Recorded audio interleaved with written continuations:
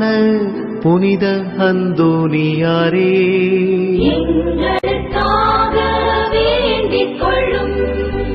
பக்திஸ்வாலகசபையின் நவரத்தினமான புனித அந்தோனியாரே,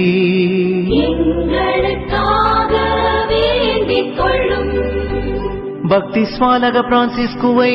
உத்தம விதமாய் கண்டு பாவித்தவரான புனித அந்தோனியாரே,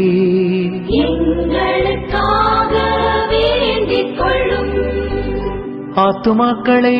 ரட்சிக்க வேண்டுமென்னும் ஆவலினால் அப்போஸ்தலரான புனித அந்தோனியாரே,